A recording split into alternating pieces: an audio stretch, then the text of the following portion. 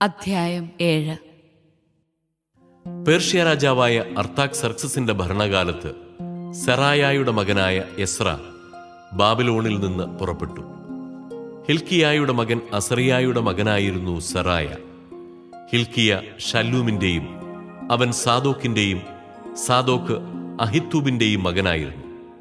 അഹിത്തൂബ് അമരിയായുടെയും അവൻ അസറിയായുടെയും അസറിയ മെറായോത്തിന്റെയും മകനായിരുന്നു. മെറായോത്ത് സെറഹിയായുടെയും അവൻ ഉസിയുടെയും ഉസി ബുക്കിയുടെയും മകനായിരുന്നു. ബുക്കി അബിഷുവയുടെയും അവൻ ഫിനഹാസിന്റെയും ഫിനഹാസ് എലയാസറിന്റെയും അവൻ പ്രധാന പുരോഹിതനായ അഹറോന്റെയും മകനായിരുന്നു. ഇസ്രായേലിന്റെ ദൈവമായ കർത്താവ് നൽകിയ മോശയുടെ നിയമത്തിൽ അവഗാഹമുള്ളവനായിരുന്നു എസ്ര. ദൈവമായ കർത്താവിന്റെ കരം അവന്റെ മേലുണ്ടായിരുന്നതിനാൽ അവൻ ആവശ്യപ്പെട്ടതെല്ലാം രാജാവ് അനുവദിച്ചു. അർത്താക്സർക്സസ് രാജാവിന്റെ 7-ാം ഭരണവർഷം കുറെ ഇസ്രായേല്യരും ലേവ്യരും പുരോഹിതരും ഗായകരും വാതിൽ കാവൽക്കാരും ദേവാലയ ശുശ്രൂഷകരും എസ്രായോടൊപ്പം ജെറുസലേമിലേക്ക് പോന്നു. അവൻ ജെറുസലേമിലെത്തിയത് രാജാവിന്റെ 7-ാം ഭരണവർഷം 5-ാം മാസമാണ്. ദൈവാനുഗ്രഹത്താൽ അവൻ 1-ാം മാസം 1-ാം ദിവസം ബാബിലോണിൽ നിന്ന് യാത്ര പുറപ്പെട്ട് 5-ാം മാസം 1-ാം ദിവസം ജെറുസലേമിലെത്തി. കർത്താവിന്റെ നിയമം പഠിക്കാനും അനുഷ്ഠിക്കാനും അവിടുത്തെ അനുശാസനങ്ങളും പ്രമാണങ്ങളും ഇസ്രായേലിൽ പഠിപ്പിക്കാനും അവൻ ഉത്സുകനായിരുന്നു. ഇസ്രായേലിനു വേണ്ടി കർത്താവ് നൽകിയ കൽപ്പനകളും നിയമങ്ങളും പഠിച്ച പണ്ഡിതനും പുരോഹിതനുമായ എസ്രായിക്ക് അർത്താക്സർക്സസ് രാജാവ് നൽകിയ കത്തിന്റെ പകർപ്പ്. രാജാതിരാജനായ അർത്താക്സർക്സസ് സ്വർഗസ്ഥനായ ദൈവത്തിന്റെ നിയമങ്ങളിൽ പാണ്ഡിത്യമുള്ള പുരോഹിതൻ എസ്രായിക്ക് എഴുതുന്നത്: എന്റെ രാജ്യത്തുള്ള ഏത് ഇസ്രായേല്യനും പുരോഹിതനും ലേവിനും ജെറുസലേമിലേക്ക് പോകാൻ ആഗ്രഹമുണ്ടെങ്കിൽ നിന്നോടുകൂടെ പോന്നുകൊള്ളട്ടെ എന്ന് ഞാൻ കൽപ്പിക്കുന്നു. നിങ്ങളുടെ ദൈവത്തിൽ നിന്ന് നിങ്ങൾക്ക് ലഭിച്ച നിയമങ്ങളനുസരിച്ച് യൂദായിലെയും ജെറുസലേമിലെയും വിവരങ്ങൾ ആരായാൻ രാജാവും തന്റെ 7 ഉപദേശകരും നിങ്ങളെ അയക്കുന്നു. ജെറുസലേമിൽ വസിക്കുന്ന ഇസ്രായേലിന്റെ ദൈവത്തിന് രാജാവും ഉപദേശകരും സ്വാഭീഷ്ട കാഴ്ചയായി അർപ്പിക്കുന്ന സ്വർണവും വെള്ളിയും നിങ്ങൾ കൊണ്ടുപോകണം. ബാബിലോൺ ദേശത്തു നിന്ന് നിങ്ങൾക്ക് ലഭിച്ച സ്വർണവും വെള്ളിയും ജെറുസലേമിലെ ദേവാലയത്തിനു വേണ്ടി ജനവും പുരോഹിതന്മാരും അർപ്പിക്കുന്ന സ്വാഭീഷ്ട കാഴ്ചകളും നിങ്ങൾ കൊണ്ടുപോകണം. ഈ പണം കൊണ്ട് കാള, മുട്ടാട്, ചെമ്മരിയാട് എന്നിവയെ ധാന്യബലിക്കും പാനീയ ബലിക്കും ആവശ്യകമായ വസ്തുക്കളോടുകൂടി വാങ്ങി ജെറുസലേമിൽ നിങ്ങളുടെ ദൈവത്തിന്റെ ആലയത്തിലെ ബലിപീഠത്തിൽ അർപ്പിക്കണം. ശേഷിച്ച സ്വർണവും വെള്ളിയും കൊണ്ട് നീയും സഹോദരന്മാരും നിങ്ങളുടെ ദൈവത്തിന്റെ ഹിതമനുസരിച്ച് ഉചിതമെന്ന് തോന്നുന്നത് ചെയ്തുകൊള്ളുക. നിങ്ങളുടെ ദൈവത്തിന്റെ ആലയത്തിലെ ശുശ്രൂഷയ്ക്കായി നൽകിയിട്ടുള്ള പാത്രങ്ങൾ ജെറുസലേമിന്റെ ദൈവത്തിന് സമർപ്പിക്കണം. കൂടാതെ നിങ്ങളുടെ ദൈവത്തിന്റെ ആലയത്തിൽ എന്തെങ്കിലും ആവശ്യം വന്നാൽ അത് രാജഭണ്ഡാരത്തിൽ നിന്ന് എടുത്തുകൊള്ളൂ. നദിക്കക്കരെയുള്ള ദേശത്തെ ഭണ്ഡാര വിചാരകരോട് ഞാൻ അർത്താക്സർക്സസ് രാജാവ് കൽപ്പിക്കുന്നു: പുരോഹിതനും സ്വർഗസ്ഥനായ ദൈവത്തിന്റെ നിയമത്തിൽ പണ്ഡിതനുമായ എസ്ര നിങ്ങളോട് ആവശ്യപ്പെടുന്നതെന്തും വെള്ളി 100 താലന്ത് വരെയും ഗോതമ്പ് 100 കോർ വരെയും വീഞ്ഞും എണ്ണയും 100 വെത്ത് വരെയും ഉപ്പ് ആവശ്യം പോലെയും ശുഷ്കാന്തിയോടെ കൊടുക്കണം. സ്വർഗസ്ഥനായ ദൈവത്തിന്റെ ക്രോധം രാജാവിന്റെയും പുത്രന്മാരുടെയും രാജ്യത്തിന്മേൽ പതിക്കാതിരിക്കാൻ അവിടുന്ന് കൽപ്പിക്കുന്നതെന്തും അവിടുത്തെ ആലയത്തിന് വേണ്ടി കൊടുക്കാൻ ശ്രദ്ധിക്കുക. പുരോഹിതന്മാർ, ലേവ്യർ, ഗായകർ, വാതിൽ കാവൽക്കാർ, ദേവാലയ ശുശ്രൂഷകർ, ഇതര സേവകർ എന്നിവരുടെ മേൽ കപ്പം, നികുതി, ചുങ്കം ഇവ ചുമത്തുന്നത് ഞാൻ വിലക്കുന്നു. എസ്ര, നിന്റെ ദൈവത്തിൽ നിന്ന് നിനക്ക് ലഭിച്ചിരിക്കുന്ന ജ്ഞാനമനുസരിച്ച് നദിക്കക്കരയുള്ള ദേശത്തെ ജനത്തിന് ന്യായപാലനം നടത്താൻ നിങ്ങളുടെ ദൈവത്തിന്റെ നിയമം അറിവുള്ളവരിൽ നിന്ന് ന്യായാധിപന്മാരെ നിയമിക്കുകയും നിയമപരിജ്ഞാനമില്ലാത്തവരെ അത് പഠിപ്പിക്കുകയും ചെയ്യുക. നിങ്ങളുടെ ദൈവത്തിന്റെയോ രാജാവിന്റെയോ നിയമം ലംഘിക്കുന്നവരെ കർശനമായി ശിക്ഷിക്കുക. അവരെ വധിക്കുകയോ നാടുകടത്തുകയോ തടവിലിടുകയോ അവരുടെ വസ്തുവകകൾ കണ്ടുകെട്ടുകയോ ആകാം. ജെറുസലേമിൽ കർത്താവിന്റെ ആലയം മനോഹരമായി പണിതുയർത്തുന്നതിന് രാജാവിനെ പ്രചോദിപ്പിച്ച നമ്മുടെ പിതാക്കന്മാരുടെ ദൈവമായ കർത്താവ് വാഴ്ത്തപ്പെടട്ടെ. രാജാവിൻ്റെയും ഉപദേഷ്ടാക്കളുടെയും സേവക പ്രമുഖരുടെയും മുമ്പിൽ അവിടുന്ന് തൻ്റെ അനശ്വര സ്നേഹം എൻ്റെ മേൽ ചൊരിഞ്ഞു. എൻ്റെ ദൈവമായ കർത്താവിൻ്റെ കരം എൻ്റെ മേൽ ഉണ്ടായിരുന്നതിനാൽ പ്രമുഖന്മാരായ ഇസ്രായേല്യരെ കൂട്ടിക്കൊണ്ടു പോകുന്നതിന് ഞാൻ ധൈര്യപ്പെട്ടു. അധ്യായം 8. അർത്താക്സർക്സസ് രാജാവിന്റെ ഭരണകാലത്ത് എന്നോടൊപ്പം ബാബിലോണിൽ നിന്ന് പോന്ന കുടുംബത്തലവന്മാർ വംശാവലിക്രമത്തിൽ: ഫിനെഹാസ് കുടുംബത്തിൽപ്പെട്ട ഗർഷോ, ഇത്താമർ വംശജനായ ദാനിയേൽ, ദാവീദിന്റെ കുടുംബത്തിൽപ്പെട്ട ഷെക്കാനിയായുടെ പുത്രൻ ഹത്തൂഷ്, പറോഷ് കുടുംബത്തിൽപ്പെട്ട സക്കറിയായും 150 പേരും, പഹാത്ത് മൊവാബ് വംശജനായ സറാഹിയായുടെ മകൻ എലിയേഹോവേനായിയും 200 പേരും, സാത്തുവിന്റെ കുടുംബത്തിൽപ്പെട്ട യഹസിയേലിന്റെ മകൻ ഷെക്കാനിയായും 300 പേരും, അദീൻ വംശജനായ ജോനാഥന്റെ മകൻ ഏബദും 50 പേരും, ഏലാമിന്റെ കുടുംബത്തിൽപ്പെട്ട അത്താലിയായുടെ മകൻ യേഷായായും 70 പേരും, ഷെഫാത്തിയ വംശജനായ മിഖായേലിന്റെ മകൻ സെബാദിയായും 80 പേരും, യോവാബിന്റെ കുടുംബത്തിൽപ്പെട്ട യഹിയേലിന്റെ മകൻ ഒബാദിയായും 218 പേരും,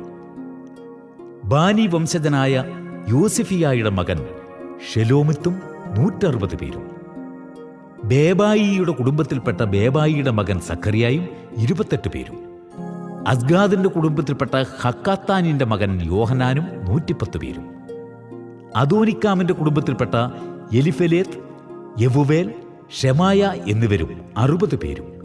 ഇവർ പിന്നീടാണ് വന്നത്.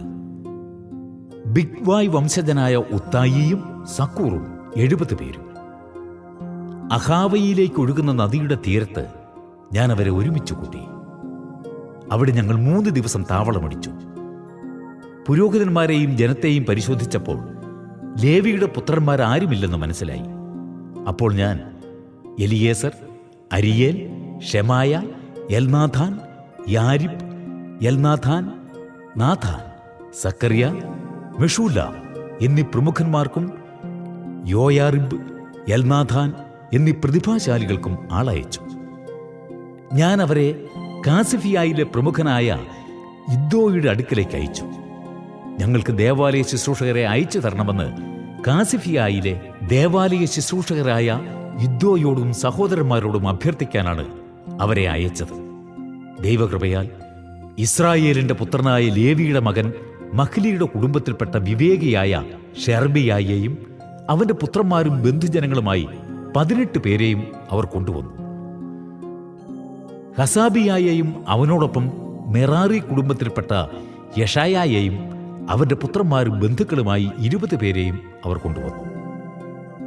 ദാവീദും സേവകന്മാരും ലേവ്യരുടെ ശുശ്രൂഷയ്ക്കായി വേർതിരിച്ചിരുന്ന 220 ദേവാലയ ശുശ്രൂഷകർക്ക് പുറമെയാണിവർ.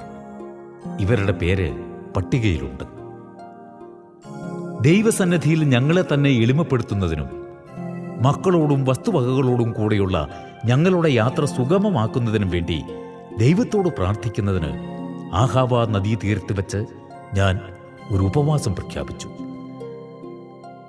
യാത്രയിൽ ഞങ്ങളെ ശത്രുക്കളിൽ നിന്ന് രക്ഷിക്കുന്നതിന് ഒരു സംഘം പടയാളികളെയും കുതിരപ്പടയെയും രാജാവിനോട് ആവശ്യപ്പെടാൻ എനിക്ക് ലജ്ജയായിരുന്നു.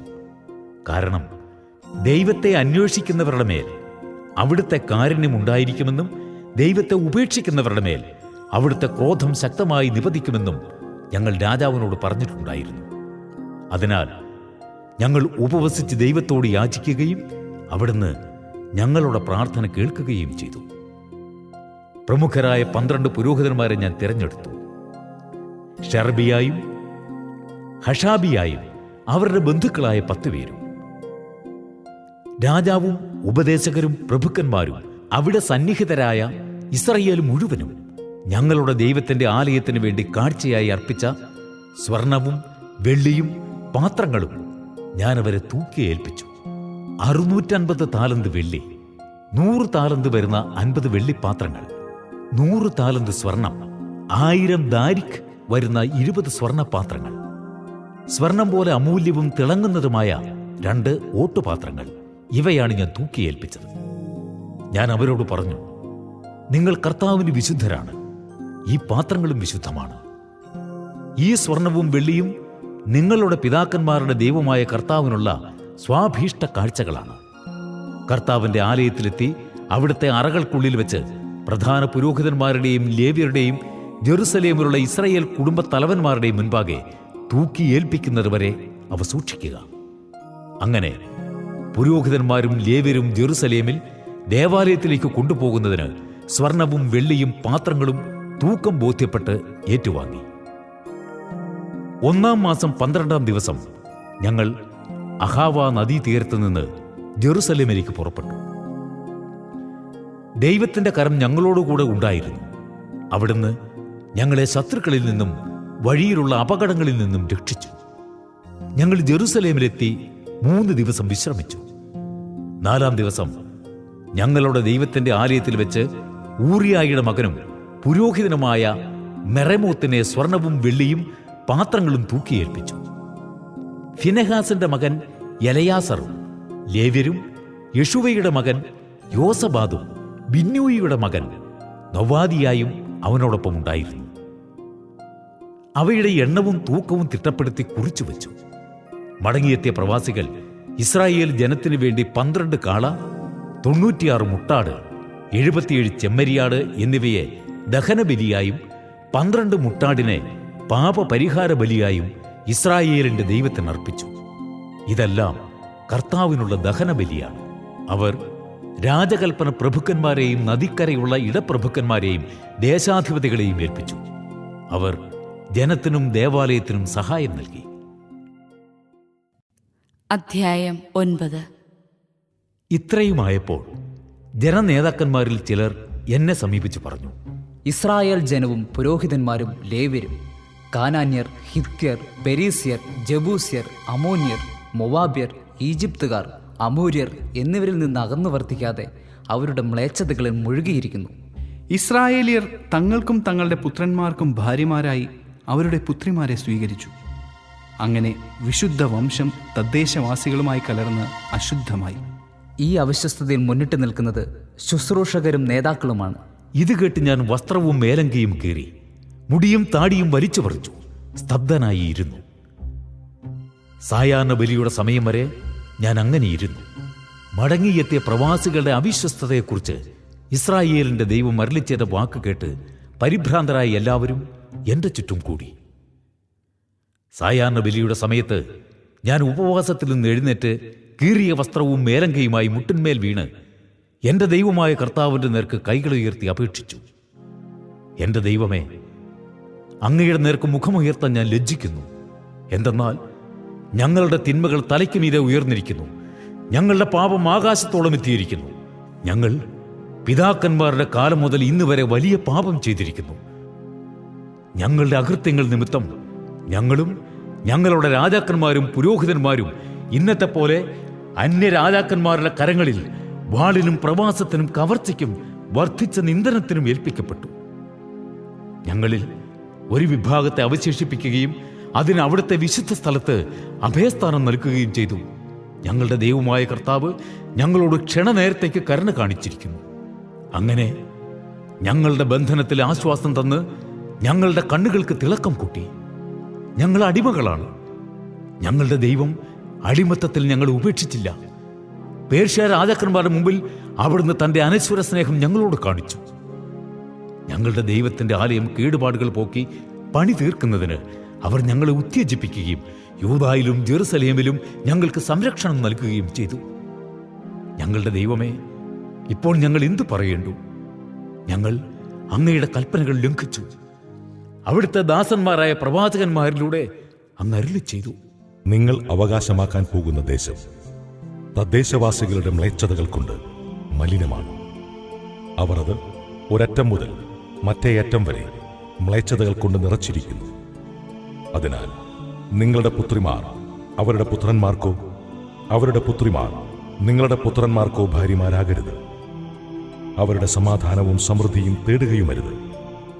നിങ്ങൾ ശക്തിയാർജിച്ച് ദേശത്തെ വിഭവങ്ങൾ അനുഭവിക്കുകയും അത് മക്കൾക്ക് ശാശ്വതാവകാശമായി കൊടുക്കുകയും ചെയ്യുന്നതിന് അവർക്ക് സമാധാനവും ഐശ്വര്യവും കാക്ഷിക്കരുത്. ഞങ്ങളുടെ ദുഷ്കൃത്യങ്ങളും മഹാപാപങ്ങളും നിമിത്തം ഞങ്ങൾക്ക് വന്നു ഭവിച്ചിരിക്കുന്ന ശിക്ഷ ഞങ്ങൾ അർഹിക്കുന്നതിൽ കുറവാണ്. ഞങ്ങളിൽ ഒരു ഭാഗത്തെ അവിടുന്ന് അവശേഷിപ്പിച്ചിരിക്കുന്നു. ഇനിയും ഞങ്ങൾ അങ്ങയുടെ കൽപ്പനകൾ ലംഘിച്ച് ഈ മ്ലേച്ഛതകൾ പ്രവർത്തിക്കുന്ന ജനങ്ങളുമായി വിവാഹബന്ധത്തിൽ ഏർപ്പെടുകയോ ഞങ്ങളിൽ ആരും രക്ഷപ്പെടുകയോ അവശേഷിക്കുകയോ ചെയ്യാത്ത വിധം അങ്ങ് കോപത്താൽ ഞങ്ങളെ നശിപ്പിക്കുകയില്ലേ? ഇസ്രായേലിന്റെ ദൈവമായ കർത്താവേ, അവിടുന്ന് നീതിമാനാണ്. ഇതാ, ഞങ്ങളിൽ ഒരു അവശിഷ്ട ഭാഗം രക്ഷപ്പെട്ടിരിക്കുന്നു. ഞങ്ങൾ അവിടുത്തെ മുമ്പിൽ പാപവും പേർ നിൽക്കുന്നു. അങ്ങനെ അങ്ങയുടെ മുമ്പിൽ നിൽക്കാൻ ആരും അർഹരല്ല. അധ്യായം 10. എസ്രാ ദേവാലയത്തിൽ നിലത്ത് വീണ് കിടന്ന് കരയുകയും പാപങ്ങൾ ഏറ്റുപറഞ്ഞ് പ്രാർത്ഥിക്കുകയും ചെയ്തപ്പോൾ സ്ത്രീപുരുഷന്മാരും കുട്ടികളുമടക്കം ഒരു വലിയ സമൂഹം ചുറ്റും കൂടി. അവർ കഠിനവ്യഥയോടെ വിലപിച്ചു. ഏലാമിന്റെ കുടുംബത്തിൽപ്പെട്ട യഹിയേലിന്റെ മകൻ ഷക്കാനിയ എസ്രായോട് പറഞ്ഞു, നാം നമ്മുടെ ദൈവത്തോട് അവിശ്വസ്തത കാണിച്ച് ദേശത്തെ അന്യസ്ത്രീകളെ വിവാഹം ചെയ്തു. എങ്കിലും ഇസ്രായേലിന് ഇപ്പോഴും ആശയ്ക്ക് വഴിയുണ്ട്. അങ്ങും നമ്മുടെ ദൈവത്തിൻ്റെ കൽപ്പനകളെ ഭയപ്പെടുന്നവരും അനുശാസിക്കുന്നതനുസരിച്ച് ഈ ഭാര്യമാരെയും കുട്ടികളെയും ഉപേക്ഷിക്കുമെന്ന് നമുക്ക് ദൈവത്തോട് പ്രതിജ്ഞ ചെയ്യാം. ദൈവത്തിൻ്റെ നിയമം അനുശാസിക്കുന്നത് നാം ചെയ്യും. എഴുന്നേൽക്കൂ, ഇത് ചെയ്യേണ്ടത് അങ്ങാണ്. ഞങ്ങളും അങ്ങയോടൊത്തുണ്ട്. ധൈര്യപൂർവ്വം ചെയ്യുക. അപ്പോൾ എസ്രാ എഴുന്നേറ്റ് അപ്രകാരം ചെയ്തു കൊള്ളാമെന്ന് ശപഥം ചെയ്യാൻ പുരോഹിത പ്രമുഖന്മാരെയും ലേവ്യരെയും ഇസ്രായേൽ ജനത്തെയും പ്രേരിപ്പിച്ചു. അവർ ശപഥം ചെയ്തു. അനന്തരം എസ്രാ ദേവാലയത്തിന് മുൻപിൽ നിന്ന് പിൻവാങ്ങി.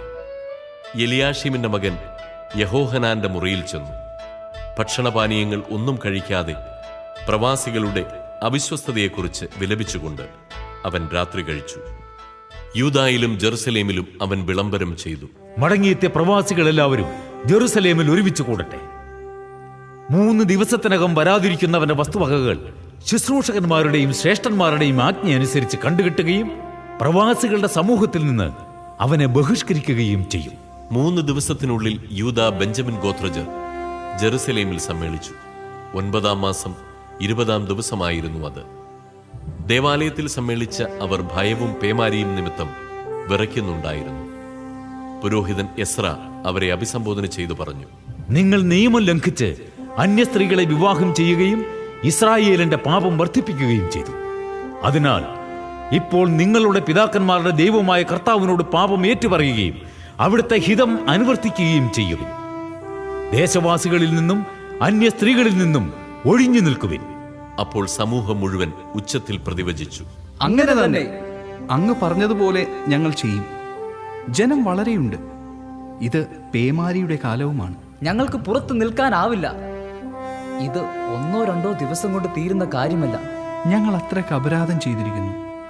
നമ്മുടെ ശുശ്രൂഷകന്മാർ സമൂഹത്തിന്റെ പ്രതിനിധികളാവട്ടെ. നമ്മുടെ ദൈവത്തിന്റെ ക്രോധം ശമിക്കുന്നതുവരെ അന്യസ്ത്രീകളെ വിവാഹം ചെയ്തിട്ടുള്ള നഗരവാസികൾ അതത് നഗരങ്ങളിലെ ശ്രേഷ്ഠന്മാരോടും ന്യായാധിപന്മാരോടും കൂടെ നിശ്ചിത സമയത്ത് ഇവിടെ വരട്ടെ. അസ്ഹേലിന്റെ മകൻ ജോനാഥാനും തിക്വായുടെ മകൻ യഹ്സിയായും മാത്രം ഇതിനെ എതിർത്തു. മെഷുല്ലാമും ലേവിനായ ഷബത്തായിയും അവരെ പിന്താങ്ങി. തിരിച്ചെത്തിയ പ്രവാസികൾ ആ തീരുമാനം സ്വീകരിച്ചു.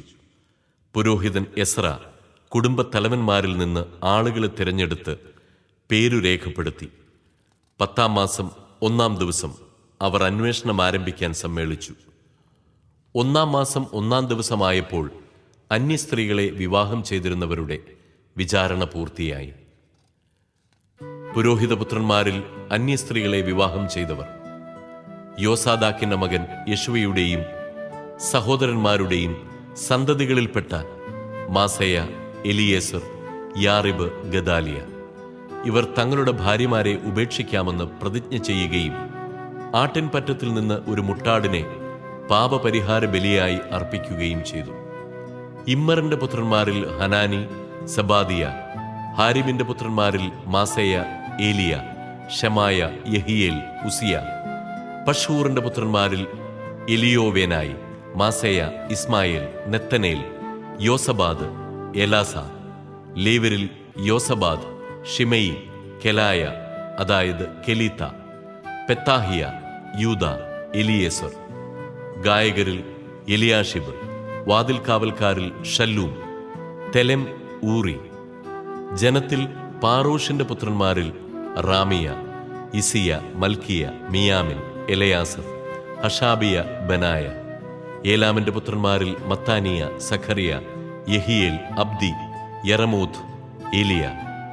സത്തുവിന്റെ പുത്രന്മാരിൽ എലിയോവേനായി, എലിയാഷിബ്, മത്താനിയ, യെറമൂത്ത്, സാബാദ്, അസീസ. ബേബായുടെ പുത്രന്മാരിൽ യഹോഹാനാൻ, ഹാനാനിയ, സബായി, അത്തലായി. ബാനിയുടെ പുത്രന്മാരിൽ മെഷുല്ലാം, മല്ലൂക്ക്, അദായ, യാഷൂബ്, ഷയാൽ, യെറമൂത്ത്. പഹത്ത് മൊവാബിന്റെ പുത്രന്മാരിൽ അദ്ന, കെലാൽ, ബനായ, മാസേയ, മത്താനിയ, ബസാലേൽ, ബിന്നൂയി, മനാസെ. ഹാരിമിന്റെ പുത്രന്മാരിൽ എലിയേസർ, ഇഷിയ, മൽക്കിയ, ഷമായ, ഷീമയോൻ, ബെഞ്ചമിൻ, മല്ലൂക്ക്, ഷമാറിയ. ഹാഷൂമിന്റെ പുത്രന്മാരിൽ മത്തനായി, മത്താത്ത, സാബാദ്, എലിഫെലത്ത്, യെറമായി, മനാസെ, ഷിമേയി.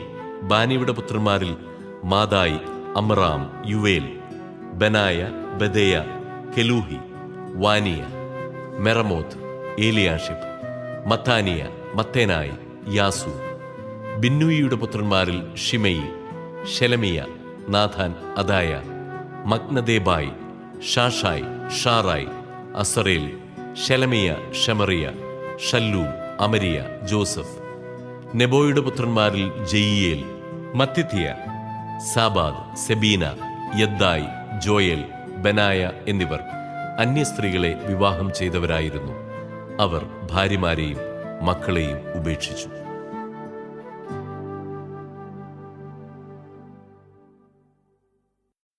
അധ്യായം 1. ഹക്കാലിയായുടെ പുത്രൻ നെഹമിയായുടെ വാക്കുകൾ.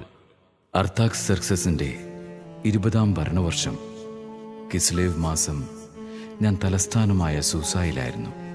എൻ്റെ സഹോദരരിൽ ഒരുവനായ ഹനാനി ഏതാനും ആളുകളോടുകൂടെ യൂദായിൽ നിന്ന് വന്നു. പ്രവാസത്തെ അതിജീവിച്ച യഹൂദരെയും ജെറൂസലേമിനെയും കുറിച്ച് ഞാൻ അവരോട് ആരാഞ്ഞു. അവർ പറഞ്ഞു, പ്രവാസത്തെ അതിജീവിച്ച് ദേശത്ത് കഴിയുന്നവർ കഷ്ടതയിലും അപമാനത്തിലുമാണ്.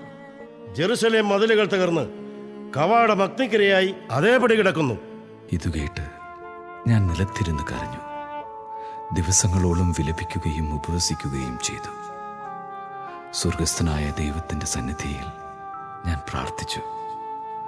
സ്വർഗത്തിൽ വസിക്കുന്ന ദൈവമായ കർത്താവേ, തന്നെ സ്നേഹിക്കുകയും തൻ്റെ പ്രമാണങ്ങൾ അനുസരിക്കുകയും ചെയ്യുന്നവരോട് ഉടമ്പടി പാലിക്കുകയും കാരുണ്യം കാട്ടുകയും ചെയ്യുന്ന ഉന്നതനും ഭീതികരനുമായ ദൈവമേ, അവിടുത്തെ ദാസരായ ഇസ്രായേൽ ജനത്തിനു വേണ്ടി ഈ ദാസൻ രാവും പകലും അങ്ങയുടെ മുമ്പിൽ പ്രാർത്ഥിക്കുന്നു. ഈ ദാസനെ കടാക്ഷിച്ച് പ്രാർത്ഥന ശ്രവിക്കണമേ. അവിടുത്തെ ജനമായ ഞങ്ങൾ അങ്ങേക്കെതിരെ ചെയ്തു പോയ പാപങ്ങൾ ഏറ്റുപറയുന്നു. ഞാനും എൻ്റെ പിതൃഭവനവും പാപം ചെയ്തിരിക്കുന്നു. അങ്ങേക്കെതിരെ ഞങ്ങൾ കഠിനമായ തെറ്റ് ചെയ്തു. അങ്ങയുടെ ദാസനായ മോശ വഴി അങ്ങ് നൽകിയ കൽപ്പനകളും ചട്ടങ്ങളും അനുശാസനങ്ങളും ഞങ്ങൾ പാലിച്ചില്ല. അങ്ങയുടെ ദാസനായ മോശയോട് അങ്ങ് കൽപ്പിച്ച ഈ വാക്കുകൾ അനുസ്മരിക്കുക. അവിശ്വസ്തത കാട്ടിയാൽ നിന്നെ ഞാൻ ജനതകൾക്കിടയിൽ ചിതറിക്കും. എന്നാൽ എൻ്റെ അടുക്കലേക്ക് മടങ്ങി എൻ്റെ കൽപ്പനകൾ പാലിച്ചാൽ നിന്റെ ജനം എത്ര ദൂരത്തേക്ക് ചിതറിക്കപ്പെട്ടാലും എൻ്റെ നാമത്തിന് വസിക്കാൻ ഞാൻ തിരഞ്ഞെടുത്ത സ്ഥലത്ത് അവരെ ഞാൻ ഒരുമിച്ച് കൂട്ടും. അവിടുത്തെ മഹത്തായ കരബലത്താൽ വീണ്ടെടുത്ത അവിടുത്തെ ദാസന്മാരും ജനവുമാണവർ. കർത്താവെ, ഈ ദാസന്റെയും അവിടുത്തെ നാമം വണങ്ങുന്ന ഇതര ദാസരുടെയും പ്രാർത്ഥന ശ്രവിക്കണമേ. അവിടുത്തെ ദാസന് ഇന്ന് വിജയമരുളണമേ. ഈ മനുഷ്യന് എന്നോട് കരുണ തോന്നാൻ ഇടയാക്കണമേ. ഞാൻ രാജാവിൻ്റെ പാനപാത്രവാഹകനായിരുന്നു. അധ്യായം 2.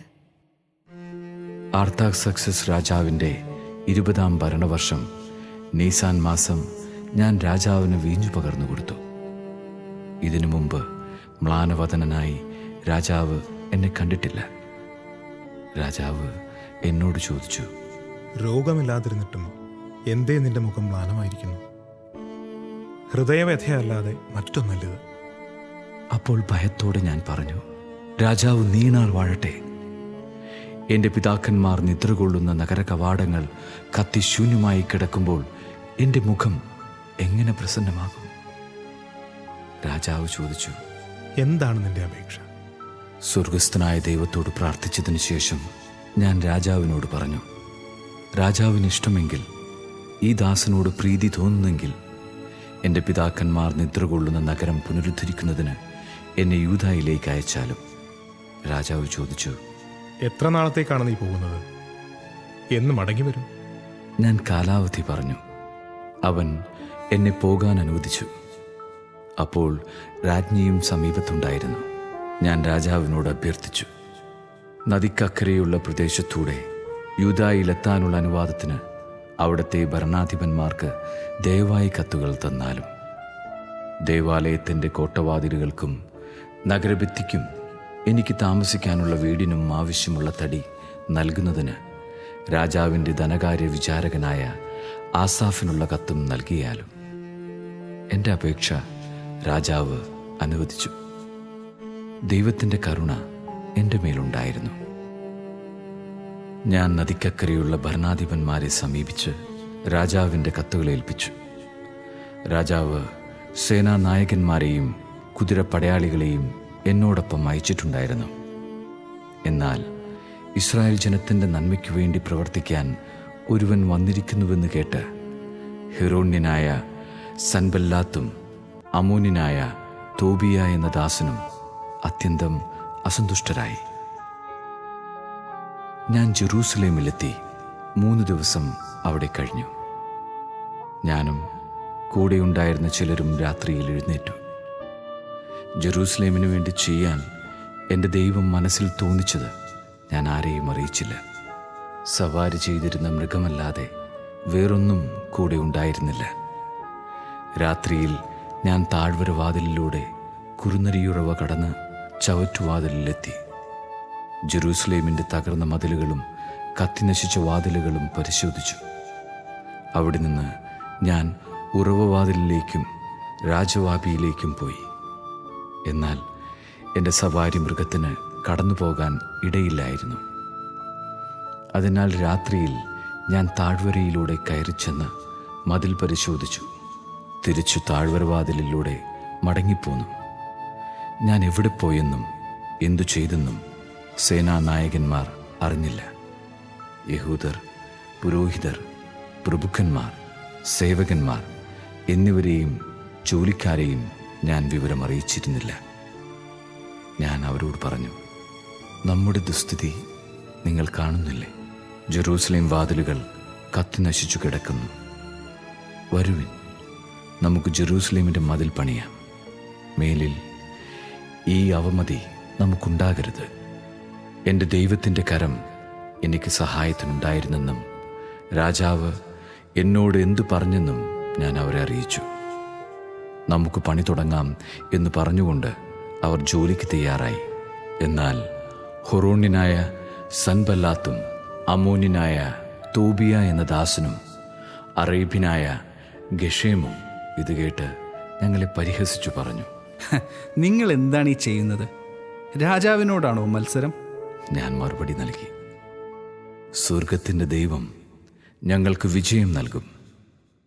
അവിടുത്തെ ദാസന്മാരായ ഞങ്ങൾ പണിയും. എന്നാൽ നിങ്ങൾക്ക് ജെറൂസലേമിൽ ഓഹരിയോ അവകാശമോ സ്മാരകമോ ഉണ്ടായിരിക്കുകയില്ല. അധ്യായം 3. പ്രധാന പുരോഹിതനായ എലിയാഷിബ് സഹപുരോഹിതന്മാരോടൊത്ത് അജകവാടം പണിതു. അവർ അതിന്റെ പ്രതിഷ്ഠാകർമ്മം നടത്തുകയും കതകുകൾ പിടിപ്പിക്കുകയും ചെയ്തു. ശതഗോപുരവും ഹനനേൽ ഗോപുരവും വരെ പണിത് പ്രതിഷ്ഠാകർമ്മം നടത്തി. അതിനോട് ചേർന്ന ഭാഗം ജെറിക്കോക്കാരും അതിനപ്പുറം ഇമ്രയുടെ പുത്രൻ സക്കൂറും പണിതു. ഹസ്സേനായുടെ പുത്രന്മാർ മത്സ്യകവാടം പണിത് അതിന് ഉത്തരം, കതകുകൾ, കുറ്റികൾ, ഓടാമ്പലുകൾ എന്നിവ ഘടിപ്പിച്ചു. അടുത്ത ഭാഗം ഹക്കോസിന്റെ പുത്രനായ ഊറിയായുടെ പുത്രൻ മെറമോത്ത് പുതുക്കിപ്പണിതു. തുടർന്നുള്ള ഭാഗം മെഷസാബേലിന്റെ പുത്രനായ ബെറക്കിയായുടെ പുത്രൻ മെഷുല്ലാം പണിതു. അടുത്ത ഭാഗം ബാനായുടെ പുത്രൻ സാദോക്ക് പുതുക്കിപ്പണിതു. തെക്കോവക്കാരാണ് അടുത്ത ഭാഗം പണിതത്. എന്നാൽ മേലാളന്മാർ നിശ്ചയിച്ച ജോലി പ്രമുഖന്മാർ ചെയ്തില്ല. പാസയായുടെ പുത്രൻ യോയോദായും ബസോദയായുടെ പുത്രൻ മെഷുല്ലാമും കൂടെ പ്രാചീന കവാടം പുതുക്കിപ്പണിത് ഉത്തരം, കതകുകൾ, കുറ്റികൾ, ഓടാമ്പലുകൾ എന്നിവ ഉറപ്പിച്ചു. ഗിബയോൻകാരനായ മെലാത്തിയായും മെറോനോത്യനായ യാദോനും ഗിബയോനിലെയും മിസ്പായിലെയും ആളുകളും തുടർന്നുള്ള ഭാഗം പണിതു. ഇവർ നദിക്കക്കരെയുള്ള ദേശത്തിന്റെ അധിപതിമാരുടെ കീഴിലായിരുന്നു. തുടർന്നുള്ള ഭാഗം സ്വർണപ്പണിക്കാരനായ ഹർഹായിയായുടെ പുത്രൻ ഉസിയേൽ പണിതു. പിന്നീടുള്ള ഭാഗം സുഗന്ധദ്രവ്യ വ്യാപാരിയായ ഹനാനിയ പണിതു. അങ്ങനെ അവർ വിശാല മതിൽ വരെ ജെറുസലേം പുനരുദ്ധരിച്ചു. ജെറുസലേമിന്റെ അർദ്ധഭാഗത്തിന്റെ അധിപനായ ഹൂറിന്റെ പുത്രൻ റഫായ അടുത്ത ഭാഗം പണിതു. ഹറൂമാഫിന്റെ പുത്രൻ യദായ തന്റെ വീടിന് നേരെയുള്ള ഭാഗം പണിതു. ഹഷാബെനയായുടെ പുത്രൻ ഹത്തൂഷ് തുടർന്നുള്ള ഭാഗം പണിതു. ഹാറിമിന്റെ പുത്രൻ മൽക്കിയായും പഹാത് മൊവാബിന്റെ പുത്രൻ ഹഷൂബും അടുത്ത ഭാഗവും ചൂളഗോപുരവും പണിതു. അടുത്ത ഭാഗം ജെറുസലേമിന്റെ മറ്റേ അർദ്ധഭാഗത്തിന്റെ അധിപനായ ഹല്ലോഹെഷിന്റെ പുത്രൻ ഷല്ലൂമും പുത്രിമാരും പണിതു. ഹാനൂനും സാനോവാനിവാസികളും താഴ്വര കവാടം പുതുക്കി. അതിന് കതകുകൾ, കുറ്റികൾ, ഓടാമ്പലുകൾ എന്നിവ ഘടിപ്പിക്കുകയും ചവറ്റുവാതിൽ വരെ 1000 മുഴം നീളത്തിൽ മതിലിന്റെ അറ്റകുറ്റപ്പണി തീർക്കുകയും ചെയ്തു. ബദ്ഹക്കേറയും പ്രദേശത്തിന്റെ അധിപനും റേഖാവിന്റെ പുത്രനുമായ മൽക്കിയ ചവറ്റുവാതിൽ പുതുക്കിപ്പണിത് അതിന് കതകുകൾ, കുറ്റികൾ, ഓടാമ്പലുകൾ എന്നിവ പിടിപ്പിച്ചു. മിസ്പായുടെ അധിപനും കൊൽഹോസയുടെ പുത്രനുമായ ഷല്ലൂം ഉറവവാതിൽ പുതുക്കി മേഞ്ഞ് കതകുകൾ, കുറ്റികൾ, ഓടാമ്പലുകൾ എന്നിവ ഘടിപ്പിച്ചു. അവൻ രാജകീയോദ്യാനത്തിലെ ഷേലാക്കുളം കെട്ടിച്ച് ദാവീദിന്റെ നഗരത്തിലേക്ക് ഇറങ്ങുന്ന കോണിപ്പടി വരെ പണിതീർത്തു. ബേത്സൂറിന്റെ അർദ്ധഭാഗത്തിന്റെ അധിപനും അസ്ബുക്കിന്റെ പുത്രനുമായ നെഹമിയ ദാവീദിന്റെ ശവകുടീരത്തിന് എതിർഭാഗം വരെയും കൃത്രിമവാപി വരെയും പടത്താവളം വരെയും അറ്റകുറ്റപ്പണികൾ നടത്തി. തുടർന്നുള്ള ഭാഗം ലേവ്യർ പണിതു. ബാനിയുടെ പുത്രൻ രേഹും അടുത്ത ഭാഗം പണിതു. തുടർന്ന് കെയിലായുടെ അർദ്ധഭാഗത്തിന്റെ അധിപതിയായ ഹഷാബിയ തന്റെ ദേശത്തെ പ്രതിനിധാനം ചെയ്ത് പണി നടത്തി. തുടർന്നുള്ള ഭാഗം കെയിലായുടെ മറ്റേ അർദ്ധഭാഗത്തിന്റെ അധികാരിയും ഹെനാദാദിന്റെ പുത്രനുമായ ബാവായിയും ചാർച്ചക്കാരും ചേർന്ന് പണിതു. തുടർന്ന് മിസ്പായുടെ ഭരണാധികാരിയും യശ്വയുടെ പുത്രനുമായ ഏസർ മതിൽ തിരിയുന്നിടത്തെ ആയുധപുരയിലേക്കുള്ള കുന്നിനെതിരെയുള്ള ഭാഗം പണിതു. അവിടെ മുതൽ പ്രധാന പുരോഹിതൻ എലിയാഷീബിന്റെ ഭവന കവാടം വരെ സാബായയുടെ പുത്രൻ ബാറൂക്ക് പുതുക്കിപ്പണിതു. അവിടം മുതൽ എലിയാഷീബിന്റെ വീടിന്റെ അതിർത്തി വരെയുള്ള ഭാഗം ഹക്കോസിന്റെ പുത്രനായ ഊറിയായുടെ പുത്രൻ മെറമോത്ത് പണിതു. പിന്നീടുള്ള ഭാഗം ജെറുസലേമിന് ചുറ്റും വസിച്ചിരുന്ന പുരോഹിതന്മാർ പണിതു. തുടർന്ന് ബെഞ്ചമിനും ഹാഷൂബും തങ്ങളുടെ വീടിന് നേരെയുള്ള ഭാഗം പുതുക്കിപ്പണിതു. അനനിയായുടെ പുത്രനായ മാസേയായുടെ പുത്രൻ അസറിയ തന്റെ വീടിനോട് ചേർന്ന ഭാഗം തുടർന്ന് പണിതു. അവനുശേഷം ഹനാദാദിന്റെ പുത്രൻ ബിന്നൂയി അസറിയായുടെ വീട് മുതൽ മതിൽ തിരിയുന്നതുവരെയുള്ള ഭാഗം പണിതു. അവിടെ കാവൽ ഭടന്മാരുടെ അങ്കണത്തിലേക്ക് തള്ളി നിൽക്കുന്ന കൊട്ടാരഗോപുരത്തിന്റെ എതിർവശത്തുള്ള ഭാഗം ഉസായിയുടെ പുത്രൻ പലാൽ പണിതു. പറോഷിന്റെ പുത്രൻ പെദായായും ഓഫൽ നിവാസികളായ ദേവാലയ ശുശ്രൂഷകരും കിഴക്കുവശത്തെ ജലകവാടത്തിനും തള്ളി നിൽക്കുന്ന ഗോപുരത്തിനും എതിരെയുള്ള ഭാഗം പുതുക്കിപ്പണിതു. വലിയ ഗോപുരത്തിന്റെ എതിരെ ഓഫൽ ഭിത്തി വരെയുള്ള ഭാഗം തെക്കോവാക്കാർ പുതുക്കിപ്പണിതു. അശ്വകവാടം മുതൽ തങ്ങളുടെ വീടിന് നേരെയുള്ള ഭാഗം പുരോഹിതന്മാർ പണിതു. തുടർന്ന് ഇമ്മറിന്റെ പുത്രൻ സാദോക്ക് തന്റെ വീടിനെതിരെയുള്ള ഭാഗം പണിതു. കിഴക്കേ കവാട സൂക്ഷിപ്പുകാരനായ ഷെക്കനിയായുടെ പുത്രൻ ഷെമായിയ തുടർന്നുള്ള ഭാഗം പണിതു. അടുത്ത ഭാഗം ഷെലേമിയായുടെ പുത്രൻ ഹനാനിയായും സാലാഫിന്റെ 6ാമത്തെ പുത്രൻ ഹാനൂനും പുതുക്കി പണിതു. ബറക്കിയായുടെ പുത്രൻ മെഷുല്ലാം തന്റെ വീടിനെതിരെയുള്ള ഭാഗം തുടർന്ന് പുതുക്കിപ്പണിതു. അവനുശേഷം സ്വർണപ്പണിക്കാരനായ മൽക്കിയ ഭടന്മാരെ വിളിച്ചുകൂട്ടുന്ന മതിൽ തിരിയുന്നിടത്തെ കവാടത്തിൻ്റെയും മാളികമുറിയുടെയും എതിർവശം ദേവാലയ ശുശ്രൂഷകരുടെയും വ്യാപാരികളുടെയും വീട് വരെ പുതുക്കിപ്പണിതു. അവിടം മുതൽ അജകവാടം വരെയുള്ള ഭാഗം സ്വർണ്ണപ്പണിക്കാരും വ്യാപാരികളും പുതുക്കിപ്പണിതു. അധ്യായം 4. ഞങ്ങൾ മതിൽ നിർമ്മിക്കുന്നുവെന്ന് കേട്ട് സൻബല്ലാത്ത് ക്രുദ്ധനായി. അവൻ ഞങ്ങളെ പരിഹസിച്ചു. അവൻ ചാർച്ചക്കാരുടെയും സമരിയ സൈന്യത്തിൻ്റെയും മുമ്പാകെ യഹൂദരെ പരിഹസിച്ചു പറഞ്ഞു, ദുർബലന്മാരായി ഈ യഹൂദർ എന്താണ് ചെയ്യുന്നത്? അവരെല്ലാം പുനരുദ്ധരിക്കുകയും ബലിയർപ്പിക്കുകയും ഒറ്റ ദിവസം കൊണ്ട് പണി തീർക്കുകയും ചെയ്യാമെന്ന് വ്യാമോഹിക്കുന്നു. കത്തി നശിച്ച അവശിഷ്ടങ്ങളിൽ നിന്ന് പണിയാൻ കല്ല് വീണ്ടെടുക്കാൻ കഴിയുമോ? അവന്റെ സമീപത്ത് നിന്ന് അമ്മൂന്യനായ തോബിയ പറഞ്ഞു, ശരിയാണ്, അവരെന്താണ് ഈ പണിയുന്നത്? ഒരു കുറുനരി കയറിയാൽ മതി, അവരുടെ കന്മതിൽ പൊളിഞ്ഞു വീഴും. ഞങ്ങളുടെ ദൈവമേ, ശ്രവിക്കണമേ. ഞങ്ങൾ നിന്ദിക്കപ്പെടുന്നു. അവരുടെ പരിഹാസം അവരുടെ ശിരസ്സുകളിൽ തന്നെ പതിക്കാനിടയാക്കണമേ. ശത്രുക്കൾ അവരെ കൊള്ളയടിക്കുകയും തടവുകാരാക്കുകയും ചെയ്യട്ടെ. അവരുടെ കുറ്റം മറയ്ക്കരുതേ. അങ്ങയുടെ ദൃഷ്ടിയിൽ നിന്ന് പാപം മായ്ച്ചു കളയരുതേ. പണിയുന്നവരുടെ മുൻപാകെ അവർ അങ്ങയെ പ്രകോപിപ്പിച്ചുവല്ലോ. ഞങ്ങൾ മതിൽ പണി തുടർന്നു. ജനം ഉത്സാഹപൂർവം പണിതു. മതിൽ ചുറ്റും പകുതി കെട്ടിയുയർത്തി. എന്നാൽ സൻബല്ലാത്തും തൂബിയായും അറബികളും അമോന്യരും അഷ്തോദ്യരും ജെറൂസലേം മതിലിന്റെ പുനർനിർമ്മാണം പുരോഗമിക്കുന്നെന്നും വിടവുകൾ അടഞ്ഞു തുടങ്ങിയെന്നും കേട്ട് കോപാക്രാന്തരായി. ജെറൂസലേമിനെതിരെ പൊരുതാനും കലാപം സൃഷ്ടിക്കാനും അവർ ഉപായം തേടി. ഞങ്ങൾ ഞങ്ങളുടെ ദൈവത്തോട് പ്രാർത്ഥിക്കുകയും അവർക്കെതിരെ രാവും പകലും കാവലേർപ്പെടുത്തുകയും ചെയ്തു. എന്നാൽ യൂദാ പറഞ്ഞു, ചുമട്ടുകാർ തളർന്നു തുടങ്ങി, ചപ്പുചവറുകൾ വളരെയുണ്ട്, മതിൽ പണിയാൻ ഞങ്ങൾക്ക് കഴിയുന്നില്ല. ശത്രുക്കൾ പറഞ്ഞു, നാം അവരുടെ ഇടയിൽ കടന്ന് അവരെ കൊല്ലുകയും പണി തടയുകയും ചെയ്യുന്നതുവരെ അവർ അറിയുകയോ കാണുകയോ ചെയ്യരുത്. ശത്രുക്കളുടെ ഇടയിൽ പാർത്തിരുന്ന യഹൂദർ 10 പ്രാവശ്യം ഞങ്ങളെ അറിയിച്ചു, അവർ എല്ലായിടത്തും നിന്ന് നമുക്കെതിരെ വരും. അതിനാൽ ഞാൻ ജനത്തെ കുടുംബക്രമത്തിൽ വാൾ, കുന്തം, വില്ല് എന്നിവയുമായി മതിലിനു പുറകിൽ തുറസായ സ്ഥലത്ത് മതിലിനു പൊക്കം പോരാത്തിടത്ത് അണിനിരത്തി. ഞാൻ ചുറ്റും നോക്കി.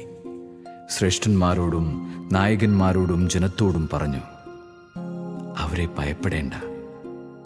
നിങ്ങളുടെ സഹോദരന്മാർ, പുത്രീപുത്രന്മാർ, ഭാര്യമാർ എന്നിവർക്കും നിങ്ങളുടെ ഭവനങ്ങൾക്കും വേണ്ടി പോരാടുന്ന ഉന്നതനും ഭീതികരനുമായ കർത്താവിനെ ഓർക്കുവിൻ. ഞങ്ങൾ ഇതെല്ലാം അറിഞ്ഞെന്നും അവരുടെ ഉപായം ദൈവം നിഷ്ഫലമാക്കിയെന്നും അവർ അറിഞ്ഞു. ഞങ്ങൾ പണി തുടർന്നു. അന്നു മുതൽ എൻ്റെ സേവകരിൽ പകുതി പേർ പണിയിലേർപ്പെടുകയും പകുതി പേർ കുന്തം, പരിച, വില്ല്, പടച്ചട്ട എന്നിവയുമായി കാവൽ നിൽക്കുകയും ചെയ്തു. മതിൽ പണിയിലേർപ്പെട്ട യൂദാജനത്തിൻ്റെ പിന്നിൽ നേതാക്കന്മാർ നിലയുറപ്പിച്ചു. ചുമട്ടുകാർ ഒരു കൈയിൽ ഭാരവും മറുകൈയിൽ ആയുധവും വഹിച്ചു. പണിയിലേർപ്പെട്ടവർ അരയിൽ വാൾ ധരിച്ചിരുന്നു. കാഹളക്കാർ എൻ്റെ സമീപം നിന്നു. പ്രമുഖന്മാർ, നായകന്മാർ, ജനം എന്നിവരോട് ഞാൻ പറഞ്ഞു, ജോലി ദുഷ്കരവും വിപുലവുമാണ്. മതിലിൻ്റെ പണിയിലേർപ്പെട്ട് നമ്മൾ പലയിടത്തായിരിക്കുന്നു. നിങ്ങൾ എവിടെയായിരുന്നാലും കാഹളം കേൾക്കുമ്പോൾ ഞങ്ങൾക്ക് ചുറ്റും വന്നുകൂടുവിൻ. നമ്മുടെ ദൈവം നമുക്ക് വേണ്ടി പോരാടും. അങ്ങനെ ഞങ്ങൾ പണിയിൽ മുഴുകി. പകുതി പേർ പ്രഭാതം മുതൽ നക്ഷത്രങ്ങൾ തെളിയുന്നതുവരെ കുന്തം വഹിച്ചു നിന്നു. അപ്പോൾ ഞാൻ ജനത്തോട് പറഞ്ഞു, ഓരോ ആളും ഭൃത്യനോടുകൂടെ രാത്രി ജെറൂസലേമിൽ കഴിക്കുക. അങ്ങനെ രാത്രി കാവലും പകൽ ജോലിയും നടക്കട്ടെ.